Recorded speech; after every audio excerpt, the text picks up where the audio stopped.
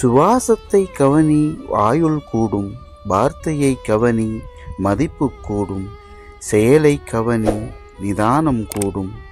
எண்ணங்களை கவனி, வாழ்வில் வெற்றிகள் கூடும். ஒரு சிறந்த போராளி என்பவர் ஒருபோதும் கோபப்படுவதில்லை. நீங்கள் எந்த சூழ்நிலைகளிலும் வருத்தப்பட வேண்டாம். நீங்கள் எதிர்வினை புரியும் வரை அவை சக்தியற்றவையே.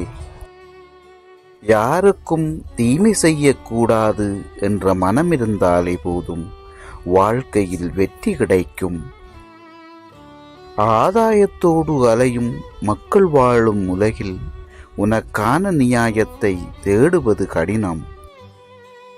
எவரையும் எதிர்பார்த்து வாழவும் கூடாது, யாருக்கும் பாரமாகவும் வாழக்கூடாது. நமக்கு கிடைத்தது போதுமென்ற வாழ்க்கையே சிறப்பானது. மனம் தூய்மையாக இருக்கும்போது மகிழ்ச்சி பின்தொடர்கிறது. நல்லதை விரைவாக செய்ய வேண்டும். பாவ எண்ணங்களை விலக்க வேண்டும். புண்ணிய காரியங்களை செய்ய வேண்டும்.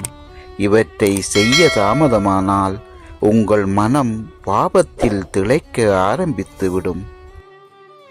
மனிதன் ஒருமுறை பாவத்தை செய்துவிட்டால் அதை திரும்ப திரும்ப செய்யாதிருப்பானாக.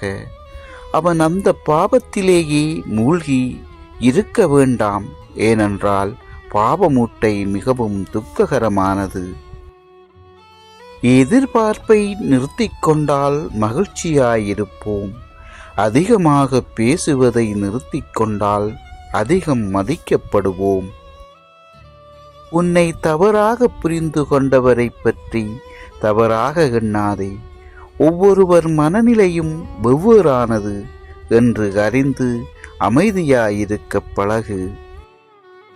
வசதியான வாழ்க்கை என்பது நேரடியாகவோ மறைமுகமாகவோ மற்றவர்களின் உழைப்பை திருடி அதில் சுகமாக வாழ்வதாகும். ஆசைப்படாதே. நீ வீழ்ந்தாலும் பிறரை பழிவாங்க எண்ணாதே. அவர் பலன் அவரவர் அனுபவிப்பார். நேர்மைக்கு என்றும் மரணமில்லை. அர்த்தமற்ற சொற்களை விட அர்த்தமுள்ள மௌனம் எப்போதும் சிறந்தது. ஆரோக்கியமே மிகப்பெரிய பரிசு. மனநிறைவே மிகப்பெரிய செல்வம். விசுவாசமே சிறந்த உறவு. உடலை நல்ல ஆரோக்கியத்துடன் வைத்திருப்பது ஒரு கடமையாகும். இல்லையெனில் நம் மனதை வலுவாகவும் தெளிவாகவும் வைத்திருக்க முடியாது. மனிதன் செய்யும் பாவமானது அதனுடைய பலனை தருவதற்கு ஆரம்பிக்காதவரை இன்பமாகத்தான் தோன்றும். ஆனால் பாவமானது தன்னுடைய பலனை கொடுக்கும் போதுதான் பாவி தன் பாவத்தை உணர்ந்து கொள்கிறான்.